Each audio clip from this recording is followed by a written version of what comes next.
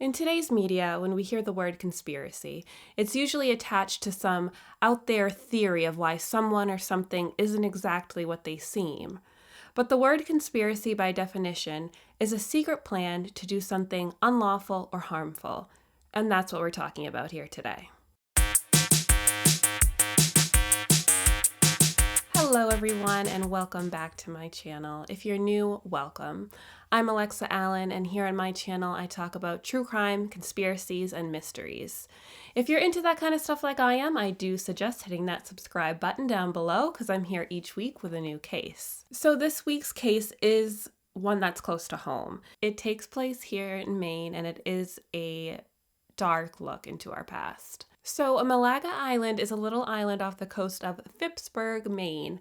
It's about a half-mile long by a quarter-mile wide, and it consists of around 42 acres of land. So we're taking it back to 1794.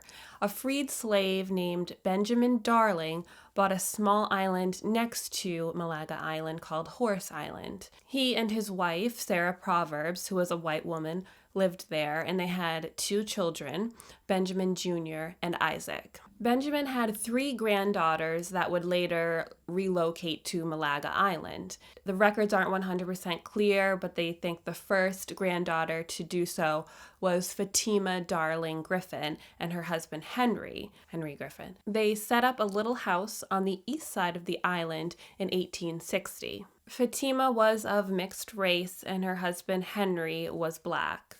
Now, at this time, the ownership of Malaga Island was kind of up in the air.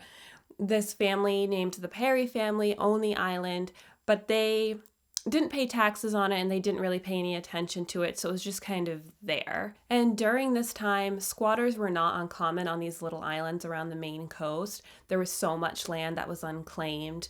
This was sort of a common practice that people would go and just set up camp or house on these little islands. So a little community did start to build on the island, and by the early 1900s there would be around 50 people living on the island, a lot of them descendants of Benjamin Darling. Around 1890, the residents of Malaga Island started to ask for help from the neighboring town Phippsburg. They were asking for financial assistance. By 1891, the residents of Malaga Island were using around 78% of Phippsburg's budget for assisting those in poverty. The town didn't really like this, obviously. They were upset and were tired of supporting the island. They petitioned to the state that the island's responsibility belonged to the neighboring town of Harpswell. Now, for reference, Malaga Island was only about 50 yards off the coast of Phippsburg, so this petition was denied and that did not happen. But in 1905, the residents of Malaga Island did become wards of the state,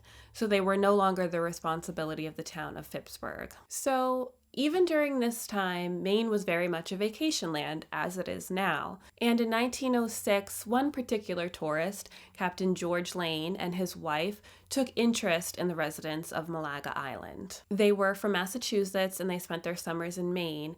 And they were Christian missionaries, and they decided to make Malaga Island one of their missions. They took it on as a mission project, and with help from private donors, they built a small schoolhouse for the residents of Malaga Island. The schoolhouse was finished in 1908, and it was a huge success.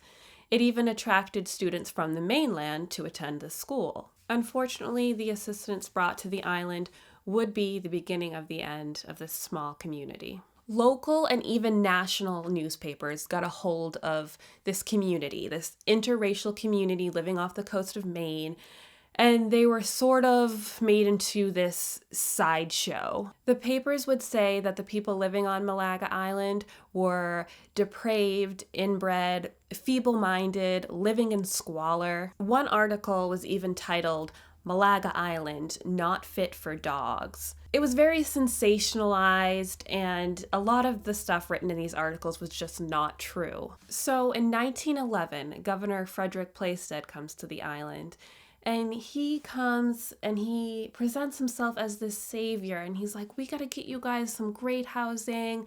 I want to build you some new houses. I want to drill a well for you guys. We gotta really fix this place up." And the people of Malaga Island thought he was genuinely there to help. But when he got back to the mainland, He had an interview with the Brunswick Times, and he was whistling a different tune. He gave a statement saying, "The best plan would be to burn down the shacks with all their filth. Certainly the conditions are not credible to our state, and we ought not to have such things at our front door." So when he's saying front door, like I said, Maine was very much a vacation land still, even at that time, and Casco Bay was just starting to boom.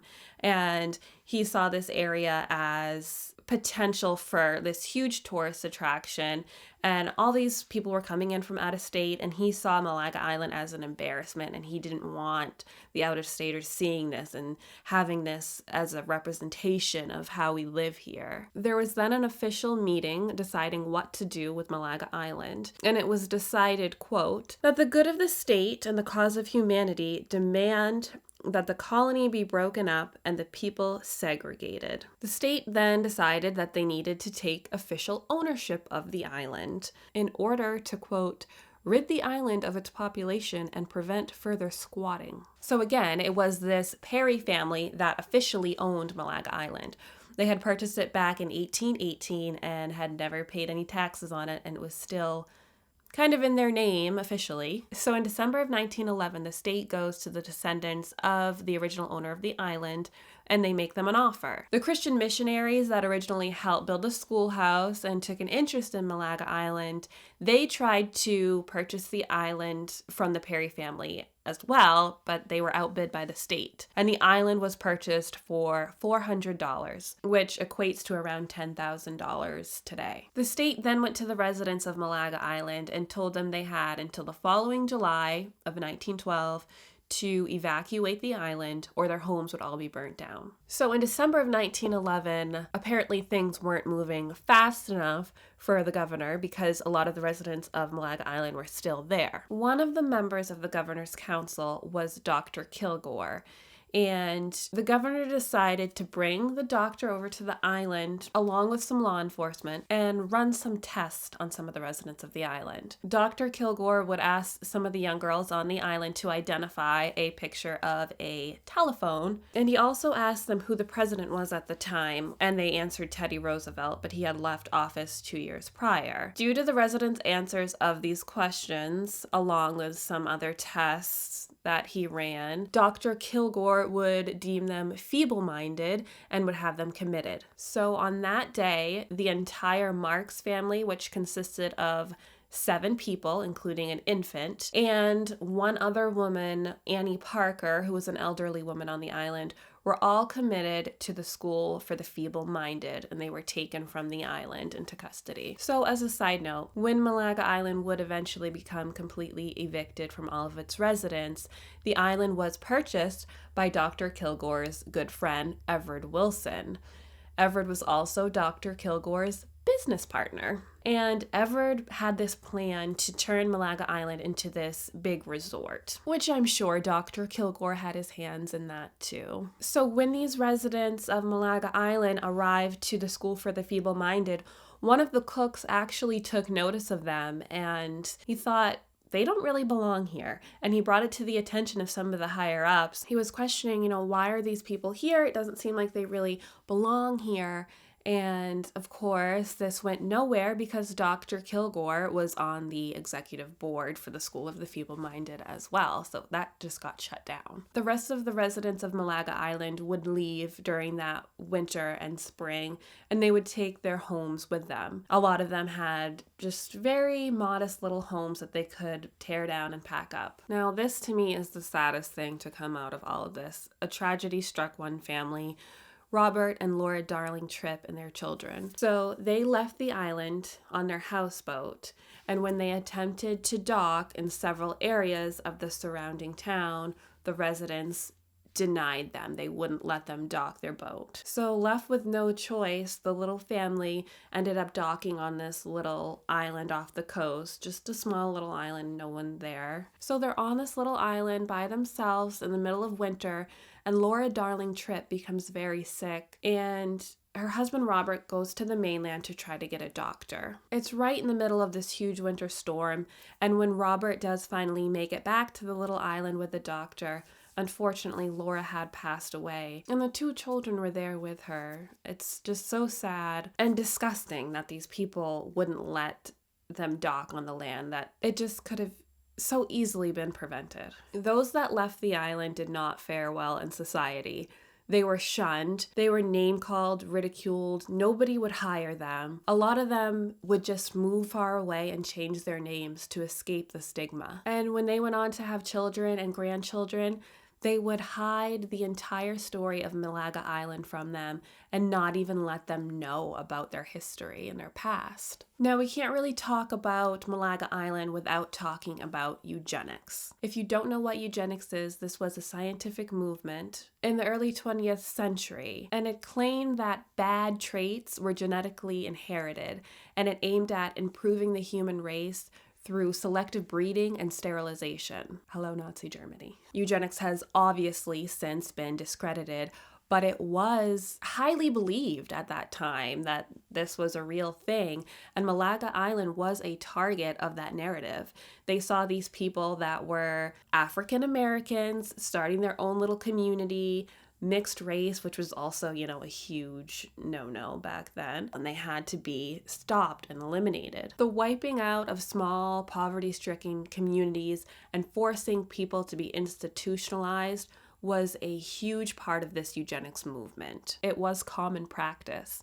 And eugenics was even taught at the University of Maine from 1913 until 1930. So in July of 1912, the eviction date comes, and the state comes to the island to evict whatever residents are left, but everyone is gone along with their homes. The only thing remaining was the schoolhouse, which the state actually relocated to a nearby island and used as a church. It's just so sad that this schoolhouse was donated by these well-meaning people who wanted to see the island thrive and really cared about this community, and it was just taken by the state and used for whatever they wanted. And another thing that was left by the residents of Malaga Island was, of course, their cemetery. There were 17 graves at the cemetery, and the state went and dug up all 17 graves to have them relocated.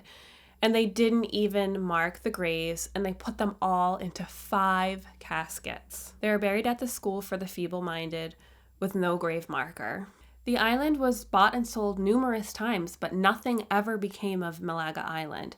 And eventually, Maine State Heritage Trust purchased the island in 2001, and it's now a state park. You can get there by canoe or kayak, and you're free to look around the island. In 2010, Governor Baldacci held an event on Malaga Island. He invited the descendants of the original community to come gather, and he issued a public apology on behalf of Maine's previous governor.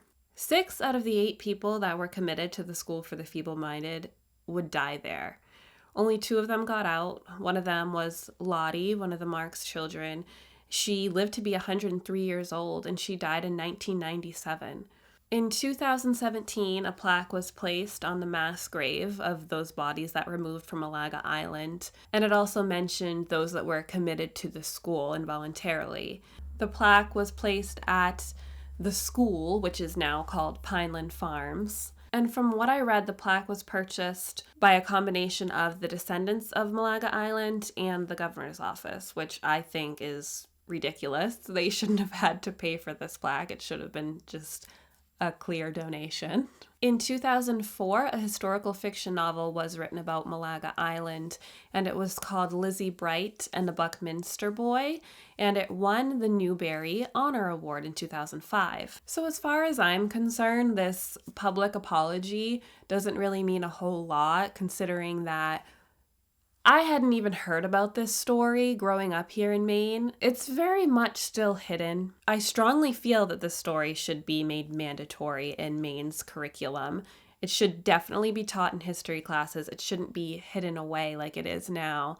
For me, not even to have heard about this story until I was an adult, because I happened to come across an article. I'm sure there are teachers out there that are teaching about this case, but make it mandatory. It should be part of Maine's curriculum. Thank you guys so much for joining me today. I hope you learned something. I know I did. Let me know what you guys think in the comments. Let me know if you learned about this in school or if you've heard about this case before. I'm really interested to know. Stay safe, and I'll see you guys next time.